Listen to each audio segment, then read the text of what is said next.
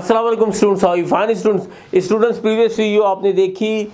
मुझे पता है आपके जन में कुछ सवालात होंगे कि हाँ जो चीज़ें पढ़ाई जा रही हैं कैसे चेंज होंगी, क्या होंगी आप लोगों की आसानी के लिए, सहूलत के लिए। मैंने पिछली ही वीडियो में आपको बताया था कि मैं इसकी एक एग्ज़ाम्पल भी दूंगा। अब हम चलते हैं सीधी सीधी एग्ज़ाम्पल की तरफ। देखें जी, मैं यहाँ पढ़ रहा हूँ और ये आपको नज़र आ रहा है। देखें क्या है लिखा हुआ, education plays a vital role in shaping a person's character and future. It not only provides knowledge but also teaches discipline, responsibility and moral values. Through education, individual learns how to think critically and make wise decision. A well-educated society is more likely to progress because educated people contribute positively to their country. मेरा ख्याल है ये अभी आपको लिखा हुआ भी नज़र आ रहा है, आपने पढ़ भी लिया। अब चलते हैं हम इसकी पैराफ्रेजिंग की तरफ। जनाब देखिए जनाब, नोट डाउन रखिएगा ये जो लिखा हुआ है, ठीक है ना जी। It is not visible for me, आपके लिए तो विजिबल है, मेरे लिए तो विजिबल नहीं है, ठीक है ना जी। तो education is a very important in developing an individual's personality and determining their future success.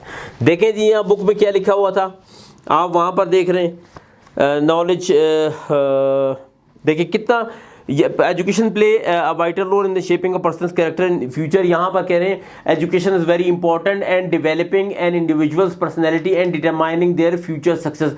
मैंने आपको मना किया था कि आपने सेंटेंस टू सेंटेंस नहीं जाना है। मैंने तो ये लिखा हुआ ना पूरा टोटल, ये भी आपके सामने आ रहा है, लेकिन मैं आपको थोड़ा सा तोड़ के बयान कर रहा हूं ताकि थोड़ा सा आप लोगों के लिए आसानी हो जाए। अब देखें, it gives people knowledge as well as lessons in discipline, duty and good values. Okay, देखें यहां पर ये लिखा हुआ है कि बुक में है कि इट इज़ नॉट ओनली, ये आपको नज़र आ रहा है, it is not only provide knowledge but also teaches discipline, responsibility and moral values. कहाँ पर किस तरह कैसे चेंज हुआ है, यू कैन जज, ठीक है, खुद आप जज कर सकते हैं। आगे चलते हैं जी। Education helps individual develop critical thinking and ability to make sensible choices.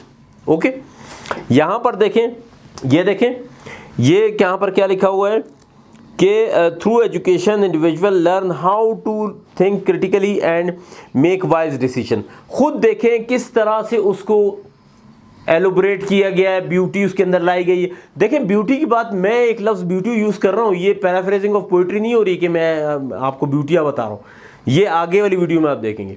लेकिन यहाँ पर जो बात हो रही है वो हो रही है कि जब आपने उसको एक्सप्लेन किया है through your knowledge, through your vocabulary, through your rules that you have read, that you know, ठीक है ना जी, उसकी वजह से कैसी ब्यूटी खुद ब खुद जनरेट हो रही, बन रही, ठीक है, आप जज कर रहे हैं।